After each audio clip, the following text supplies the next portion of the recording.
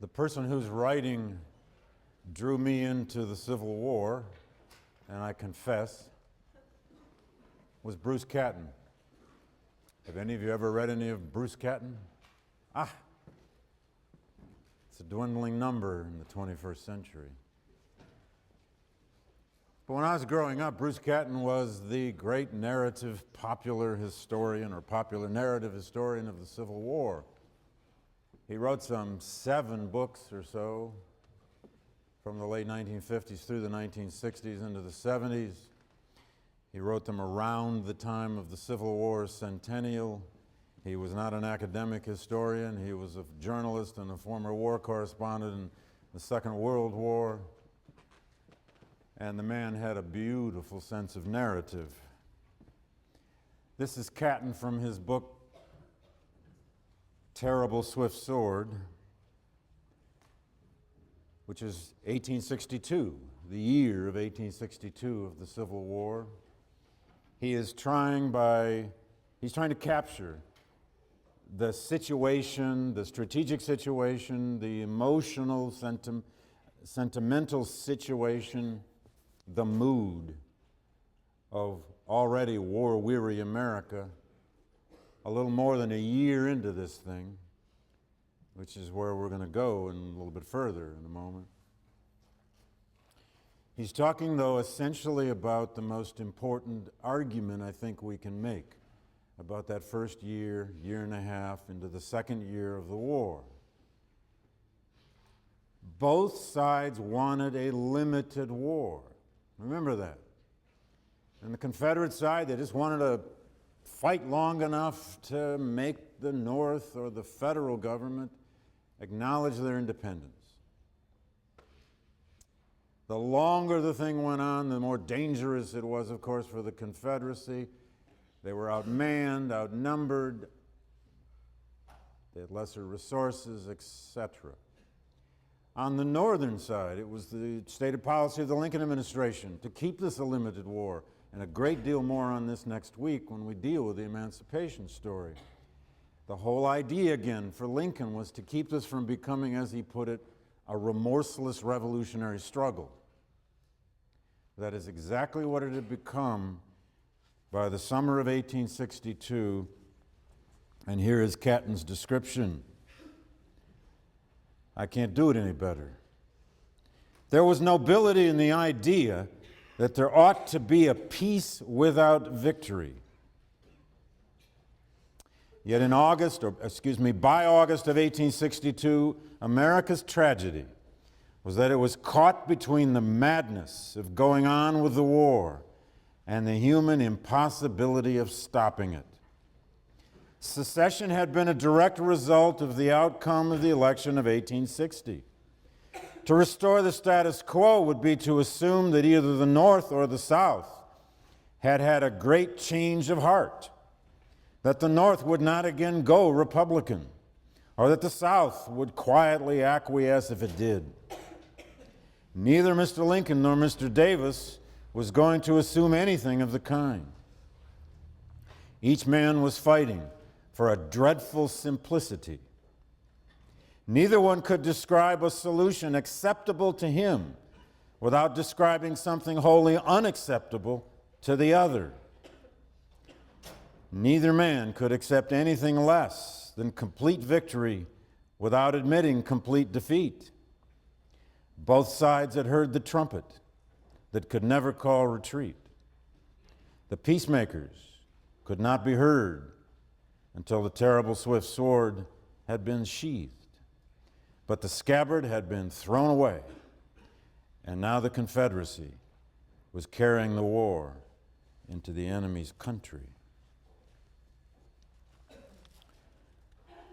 Well, never call retreat is, of course, a very warlike language, but this was an awful and horrible war. Now, Lincoln, of course, and you've read now some documents on this, and if you've started to watch the Ken Burns film series, which, by the way, is now up on the Classis server, it is up on the Classis server, and it's up on Syndix, but as Sam Schaefer just informed me, if you go to the classes server, there is a message on, what's it called, under information? And under announcements that tells you exactly, again, how to use the URL. Have any of you already tapped in? Okay. Make sure you watch episodes 2 and 3 through the one entitled Forever Free, you know, maybe by this weekend, certainly by the beginning of next week. At any rate, in that film series, you'll see that Burns chose to make George B. McClellan a kind of comic relief. His vanity, his arrogance, his insubordination, his almost incredible, if complex, hatred of Abraham Lincoln, Edwin Stanton, and all the leadership of the federal government that he was commanding the army for. Lincoln wanted a strategy in the wake of Bull Run, the disaster at Bull Run that summer in July. He puts McClellan in charge of the Army of the Potomac. As I said the other day, McClellan takes them into huge encampments all around Washington, D.C., and began in August, September, October, and through the fall to drill this army, train it. And they came to love him. That is, all these green, young soldier boys from all over the North, and they were arriving now in whole new regiments, week after week after week, all formed in local communities across the North. The vast, vast, vast majority of them had never shouldered any kind of musket in their lives except possibly in a local militia, and only a tiny percentage of them had ever been in a militia. They actually grew to kind of love McClellan at first because he held great parades. Great parades. He made them march like hell and train like hell and learn how to march sideways and forward and backward and retreat and do all that stuff. But man, when he held a parade, it was cool. They also hadn't seen any war yet. He didn't move the army. Lincoln wanted him to move it that fall. Go back into Virginia. Go find that Confederate army again, find it on the right ground somewhere, attack it, end the war. Not going to happen. This young 35-year-old general was a very cautious soul. Who would have thought that I would be called up to save my country, said McClellan. And we have those amazing letters he kept writing to his wife over and over and over. I am called to save my country. These buffoons in Washington don't know what they're doing. Stanton is an idiot. And at one point he called Lincoln a baboon. That actually got into the public. He was also, make no mistake, and it's very important, especially when we get into '62, he was a pro-slavery Democrat. He was the farthest thing you could imagine in the Union Army from an abolitionist. McClellan wanted nothing to do with the remorseless revolutionary struggle. He did not want to move huge armies into Virginia or into the South, into densely populated slave areas, because he did not want to destroy slavery. He saw that as a revolution no army could somehow control. He even wrote that fall to a Democratic congressman and said, "You must help me," quote, "help me dodge the nigger," which is the way he put it. By January, Lincoln was impatient, to say the least. McClellan caught typhoid fever and was really quite sick for most of a month and refused to even answer Lincoln's messages at times. This is the President of the United States, Commander-in-Chief, is sending him messages, couriers, and for days McClellan wouldn't even answer him. And then there's the famous message that Lincoln sends in, it's February, I believe, of '62, sends a message to McClellan and says, General, if you're not going to use your army, might I borrow it?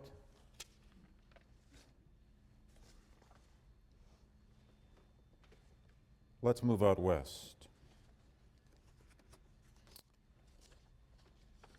As the war is going to break out all over the West, whether anybody wanted it to or not, whether anybody planned it or not. I'll get the outline back up there in case you didn't. Sorry. get to see it.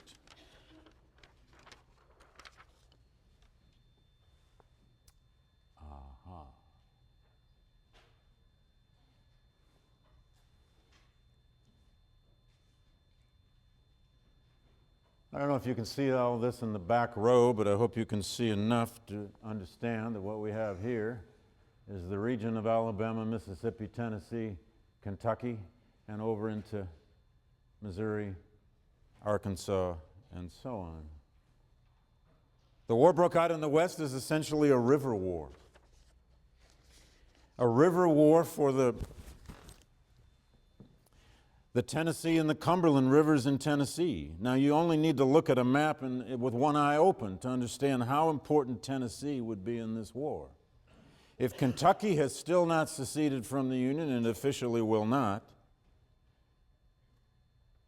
and if Kentucky remains any kind of buffer for the Union, Tennessee is where the war is going to be fought in the West, certainly at first, and it surely was. Now, at first, the war in the West was essentially fought with gunboats, little ironclad gunboats, and armies on the land. But the first major conflicts in the West were to try to hold on the side of the Confederacy and to take on the northern side two forts, one called Fort Donelson and one called Fort Henry, one on the Cumberland, one on the Tennessee River.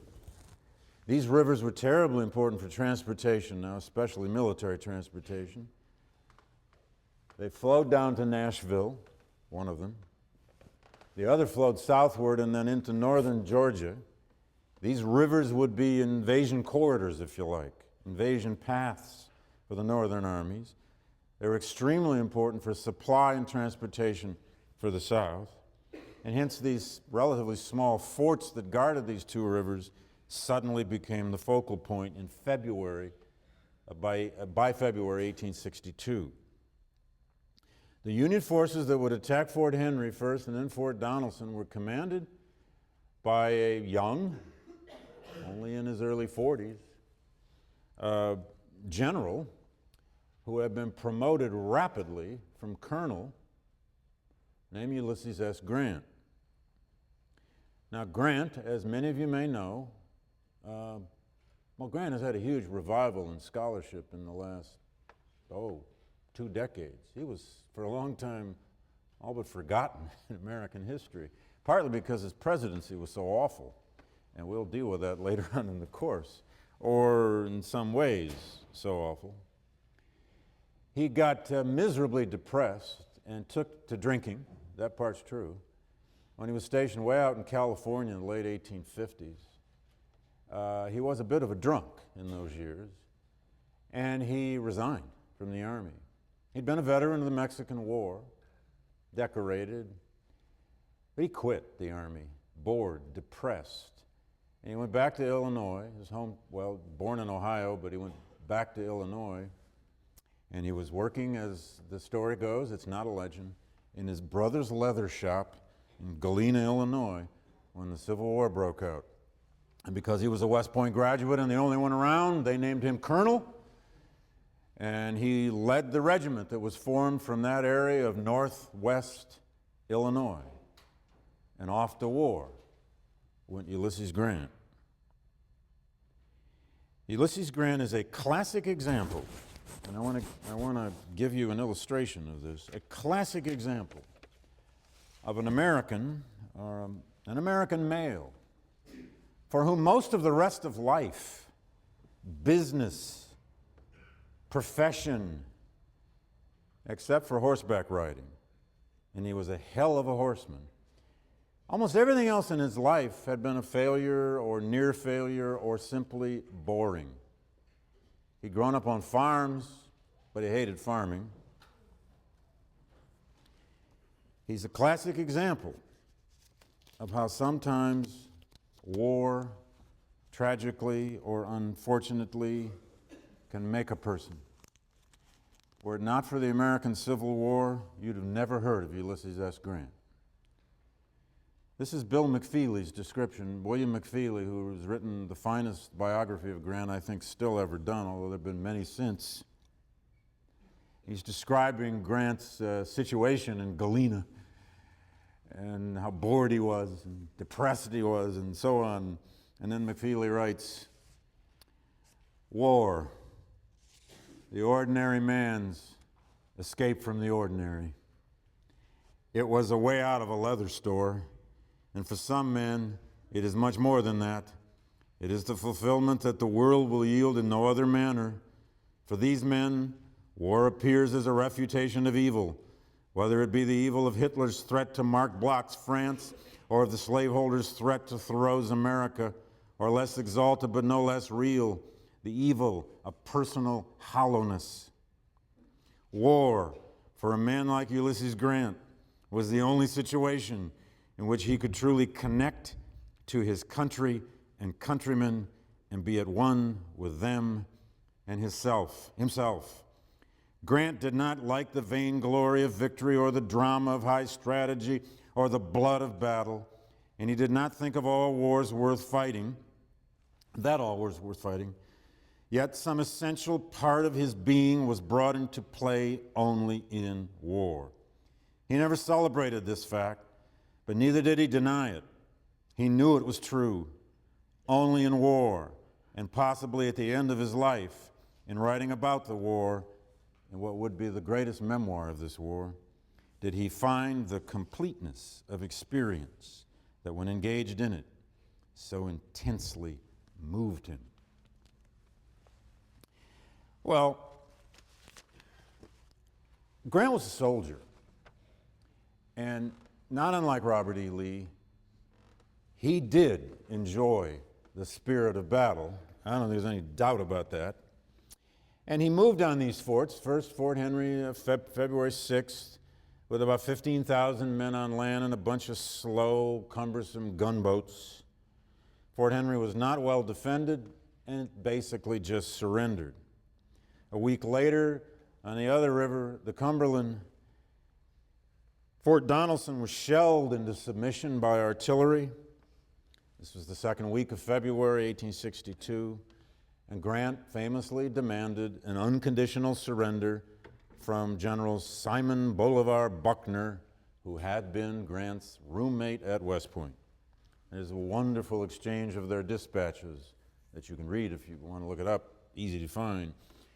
Grant writes to Buckner and says, "Hello, friend. You will surrender all of your forces and all of your guns, or I will move on you immediately." And Buckner writes back and says, well, now, Ulysses, can we talk?" Grant writes back and says, "No." And of course, the press will pick this up. U.S. Grant will become unconditional surrender Grant. The significance of Forts Donelson and Henry were not only symbolic, because the Northern press picked this up, waiting for war. I mean, God, months and months and months had gone by since Bull Run. There had been very few engagements. The armies were growing all over the country. Men were going off to war and writing letters home to their mothers, sweethearts, and families. Here was some real war and some Union victory, and a hero. Most importantly, strategically, though, the city of Nashville, capital of Tennessee, had to be abandoned by the Confederates. They could no longer defend it, and they did abandon it. It was partly a strategic retreat and partly out of the reality they didn't have enough people to defend it. And a Confederate army beginning to grow now, this into the spring of 1862, as thousands more Southern boys and men would leave those farms, in hundreds of regiments from Mississippi, Alabama, Louisiana, and Texas in particular. They will come to join the army of Albert Sidney Johnston, who led the small Confederate army out of Nashville down southwestward into southwest Tennessee, just across the border to the town of Corinth, Mississippi. And it was around Corinth, Mississippi, in the northeast tip corner of the state of Mississippi, that a huge Confederate army was assembled. Now, Grant was now put in command of all Union forces all over Tennessee. Grant, though, had no idea really what the Confederates were going to do, and what happened at the Battle of Shiloh was not only the first major, horrible, bloody battle of the war, and it would shock the country, but it was a total surprise to the Union forces. Put simply, here's what happened.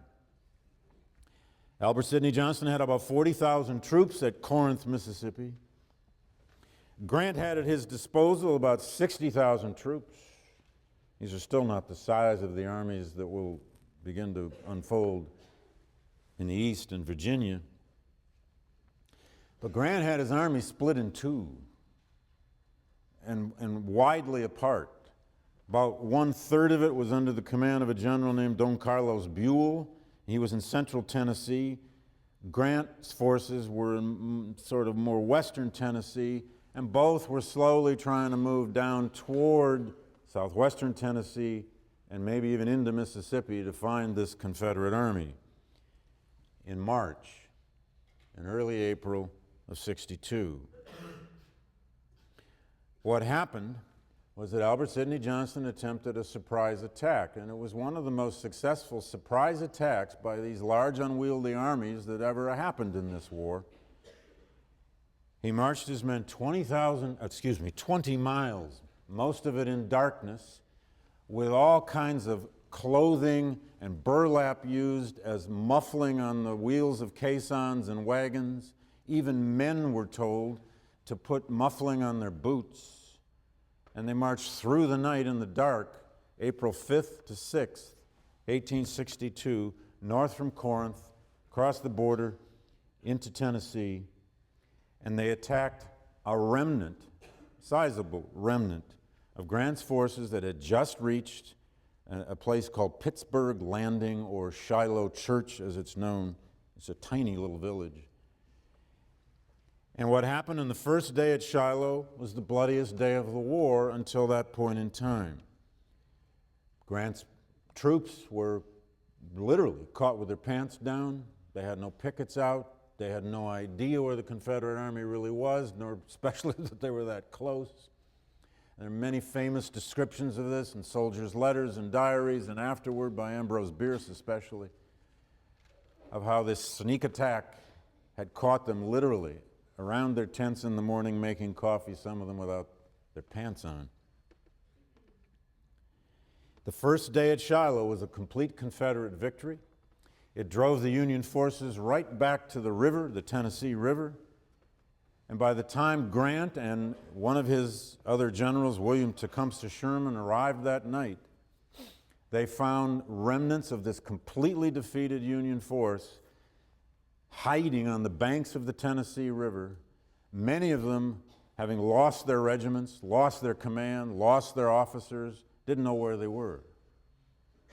Through the dark of night, April 6th to 7th, it was especially Sherman and other officers, as Don Carlos Buell's 20,000 men arrived at Shiloh in the middle of that night. Sherman and other officers literally, at times, whipped Union soldiers into order, tried to help men find their units, and when dawn came the next day, they counterattacked across the same fields in savage hand-to-hand combat that all of these soldiers had never experienced and never seen.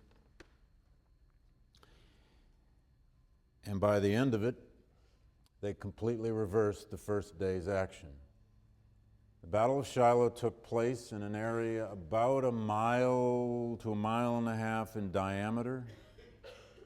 And by the end of the second day, as Grant famously put it in one of the very few moments in his 2-volume memoir where he ever kind of really broke down and described the carnage, he said, "I could have walked across that field as far as the eye could see and never touched the ground by walking on the bodies." For the two armies, in 48 hours, there were 23,841 casualties. 23,841 casualties.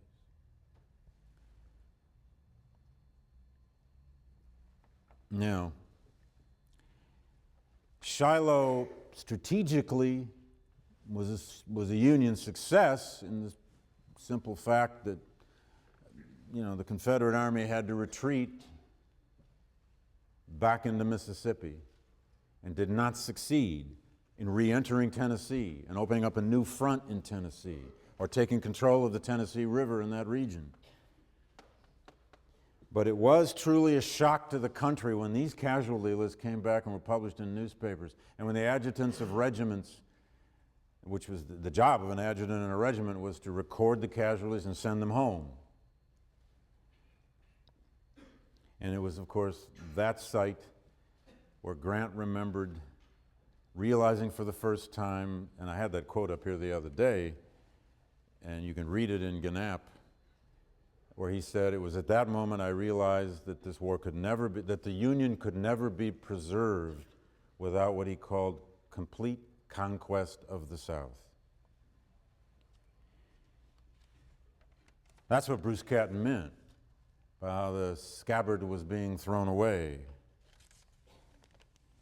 It was now a war where no one would ever call retreat. Now, back east. Back to the melodrama between McClellan and Lincoln. Nope, that's not the one I want. Excuse me.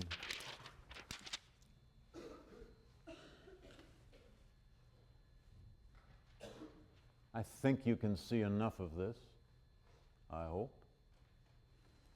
Now, McClellan, throughout that winter, kept training the Army of the Potomac.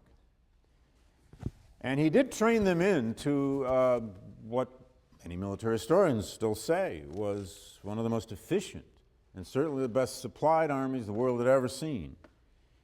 He would have almost 100,000 troops. He'd have 90,000 in the field, 100,000 troops under his command. And he came up with a plan that Lincoln hated. Edwin Stanton, Secretary of War, didn't like it. Officers around him didn't particularly like it, but it was McClellan's idea. McClellan did not want to invade Virginia from the north. He thought it would be a better idea to sail the entire Army of the Potomac down the Potomac River out into Chesapeake Bay and land on the peninsula between the York and the James Rivers in Virginia and invade Virginia toward Richmond, the capital of the Confederacy, take the enemy's capital was his aim here, a strategy eventually that Ulysses S. Grant is going to tear to shreds, and quickly realized, as he was realizing out in the West, that the Confederacy was its armies, not its capital, not a city here, a town there. The idea was to land this huge flotilla of an army on the coast and march it 60, 70 miles inland and attack Richmond from the east. Now, part of the theory here was that the Confederacy had been fortifying the north side of Richmond, but maybe not the east side. Now, it's no surprise, folks, if you float 90,000 people down the river and land them on the coast, that you might be coming from the east. Lo and behold.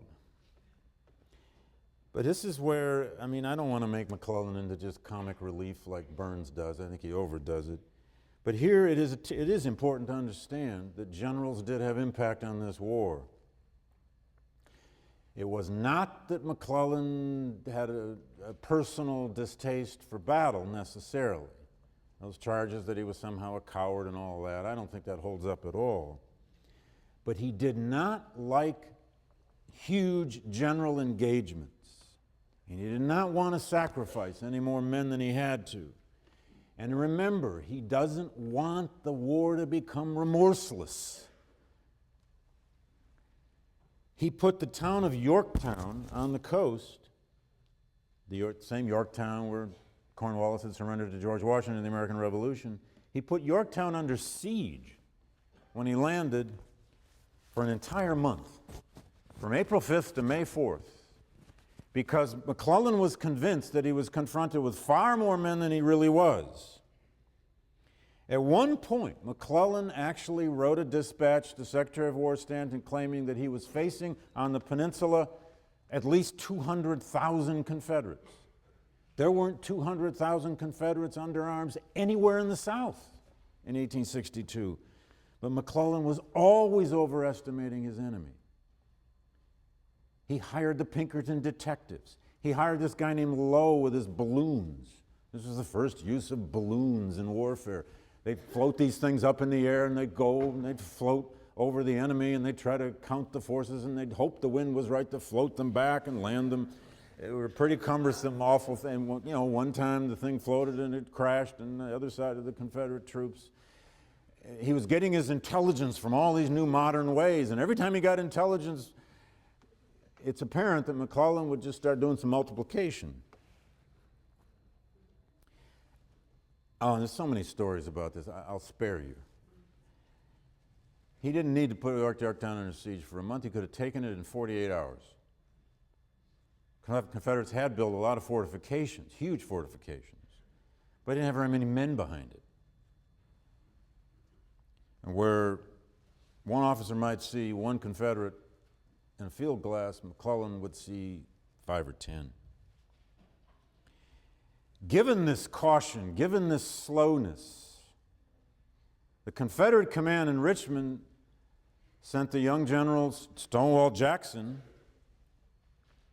with about 20,000 men over to the Shenandoah Valley here. While McClellan had landed this massive army on the peninsula and was slowly beginning to move, they sent Stonewall Jackson with an army of about 20,000 men to the Shenandoah Valley, where Stonewall Jackson conducted one of the most famous military campaigns in history, and they still teach this in minute detail at West Point. He actually only had about 17,000 men. The purpose of this was to throw fear into Northern Virginia, fear into the capital at Washington, and to keep about 30,000 Union troops in Northern Virginia that McClellan had left behind. The idea here was that McClellan would move from the east, 30,000 roughly Union troops would move from the north, and they would crush Richmond from two sides, and the war would be over by July. The Confederates saw this, and they said, all right. Jackson spent the period April 29 to June 5 weeks roughly, marching all up and down the Shenandoah Valley, driving his men to utter exhaustion, 20 and 25 miles a day. He fought 5 major battles, marched 400 miles in those 5 weeks, fought lots of kind of contact rear guard actions, eluded 3 different Union armies or parts of Union armies at various times, threw fear into Washington, kept the 30,000 Union troops all occupied in Northern Virginia and Western Virginia, and then escaped back down the valley and back to Richmond by the time McClellan attacked. It was an extraordinary campaign. It made Stonewall Jackson's fame.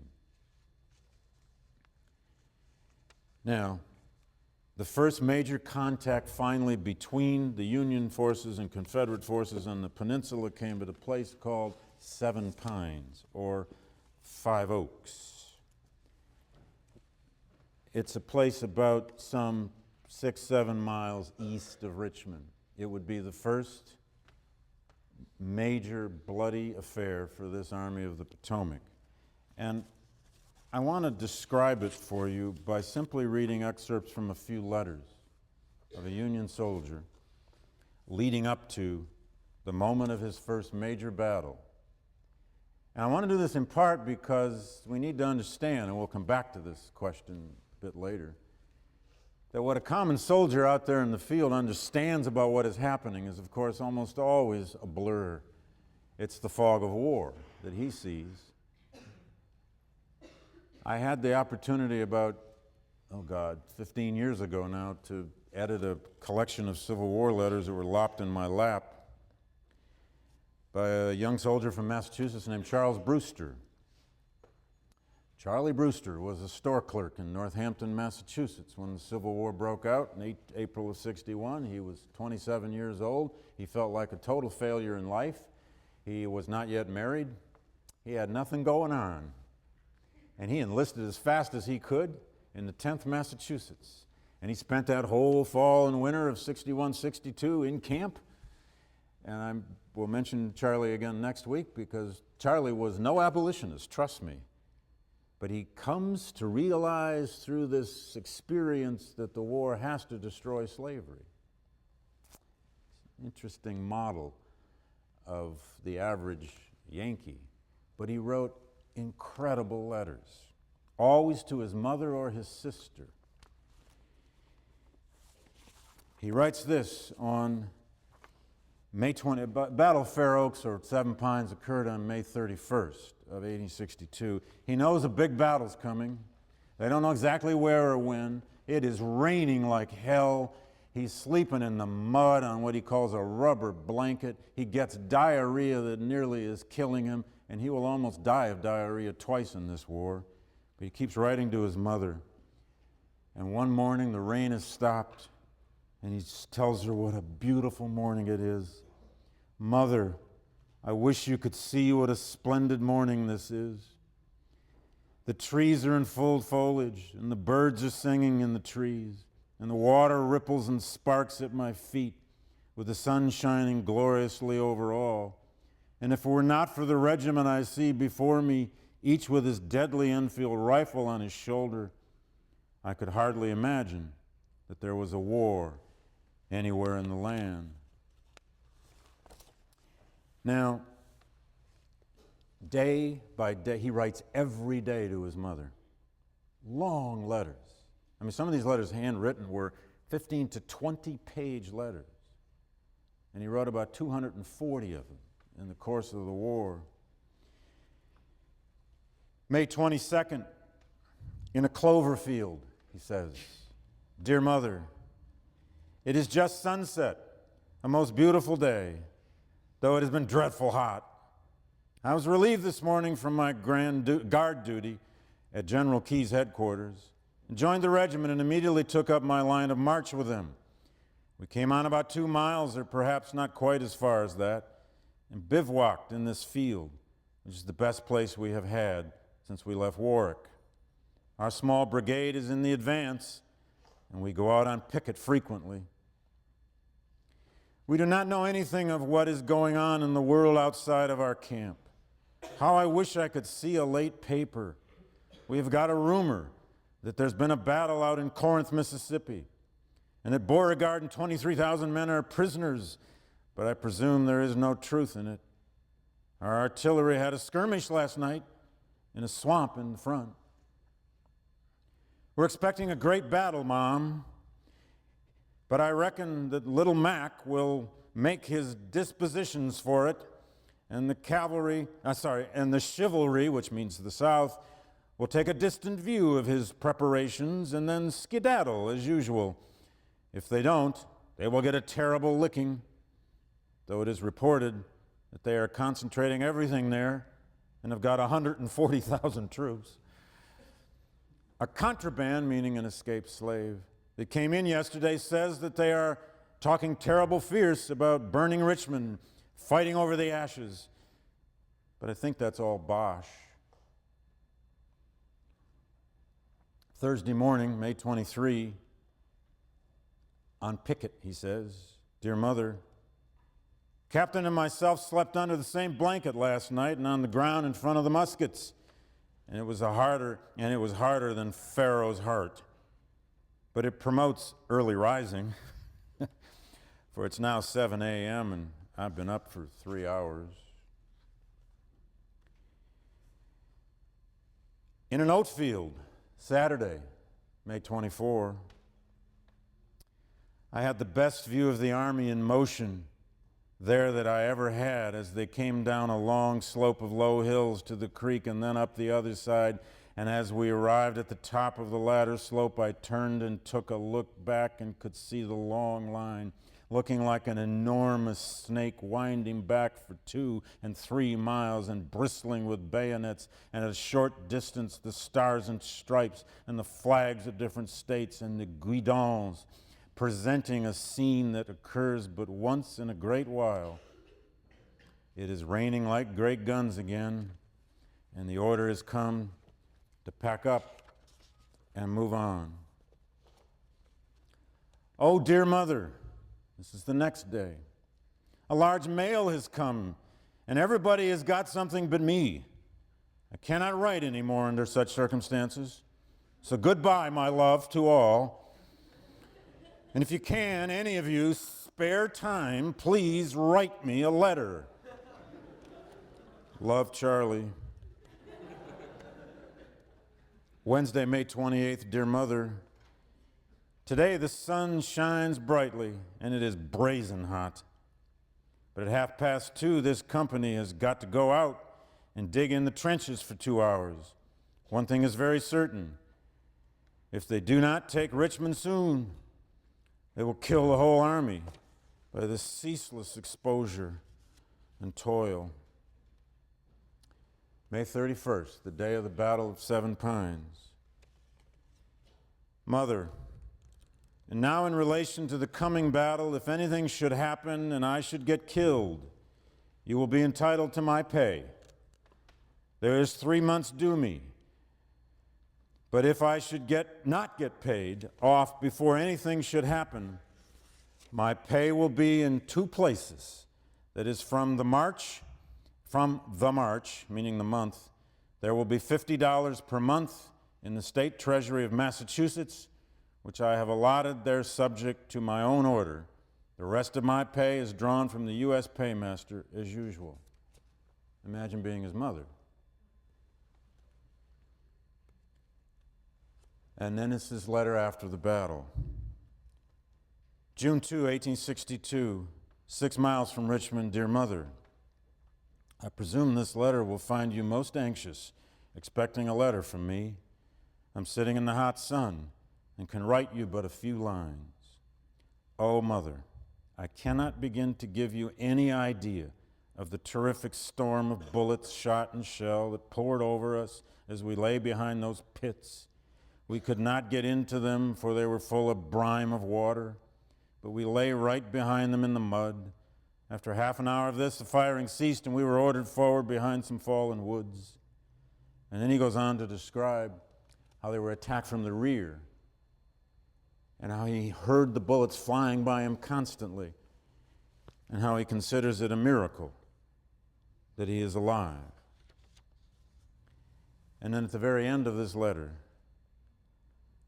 I cannot succeed in giving you any idea of battle, but I know this much, that I had no possible hope of coming out alive, and I thought it all over, how terribly you would feel, and all that. But I came out without a scratch. I look back upon it, and I cannot think how it can be.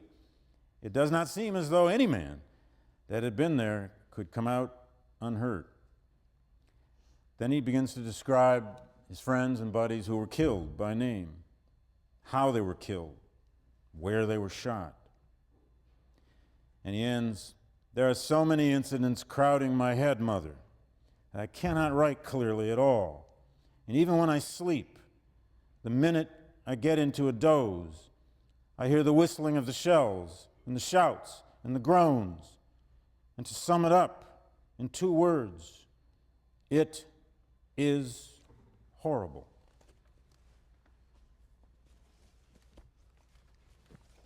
Charlie will survive the war. He nearly died of dysentery twice. He had 2 horses shot out from under him. He was deeply proud of his commission as a 2nd lieutenant, as an adjutant of his regiment. His regiment was devastated. There were so few men left. By July of 1864, they were disbanded. He went home to Massachusetts. He couldn't imagine being a civilian. He hated civilians. He re-enlisted to be a recruiter of black soldiers. This racist young man from western Massachusetts, who freely used the word nigger, was employed from August of 1864 through the end of the war, recruiting black men in Norfolk, Virginia, and his principal job was sitting in an office writing love letters for illiterate black women to their husbands at the front, whom he thanks for teaching him the art of love letter writing. Well, the Battle of the Peninsula ended up in what's called the 7 Days. The Battle of the 7 Days were the battles fought all around Richmond from June 25th through July 1st, 7 consecutive days. Places called Mechanicsville, Gaines Mills, Savage Station, Frazier's Farm, Malvern Hill. They're all little crossroads. They're not even really villages anymore that are just east of Richmond. It was sustained day-to-day fighting. Both sides suffered horrible casualties.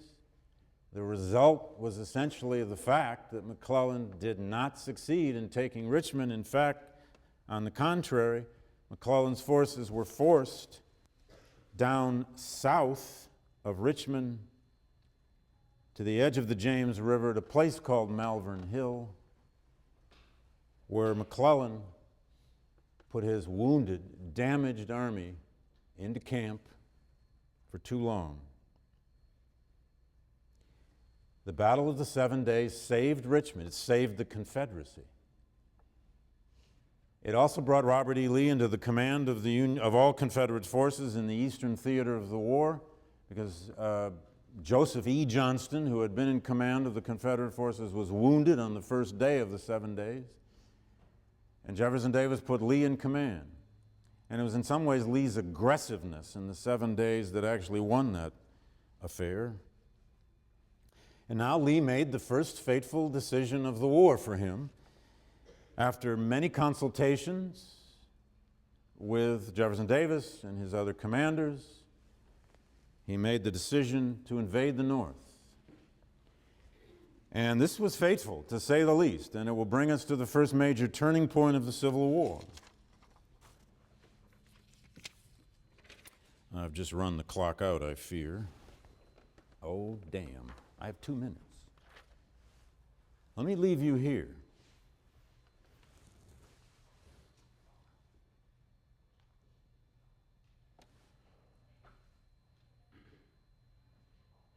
The idea Lee had, and it's not that complicated, is that the war was now devastating Virginia. Richmond was all but under siege. The theory here was take the war to the north. Take the war out of Virginia. Take the war to northern soil. Hopefully get into Maryland. And he believed there were thousands of Maryland men who would come to the Confederate standard if they saw the Confederate Army. Threaten the capital, Washington, D.C. Threaten Philadelphia in Pennsylvania. Threaten the North. Take the war to their soil, to their farms, to their homes. And strategically, and this is where Jefferson Davis agreed with him, although he was very leery about this, a strike into the North that could win a major victory on northern soil and threaten the Union capital, possibly even force an evacuation of the federal capital, might bring the most important thing the Confederacy needed. And they were on the verge of it.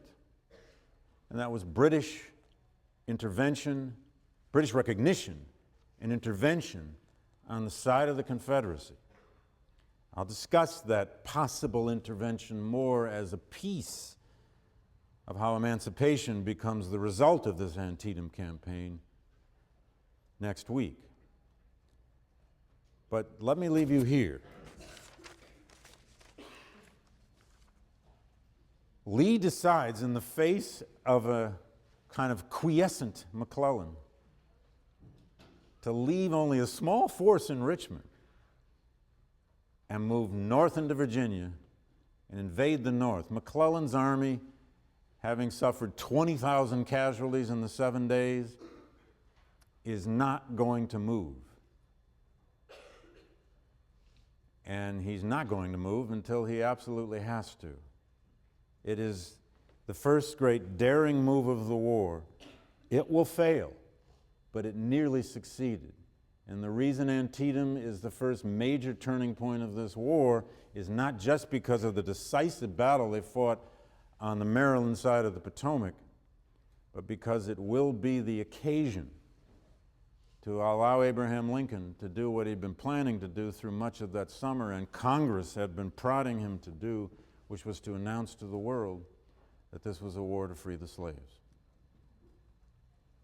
See you next week.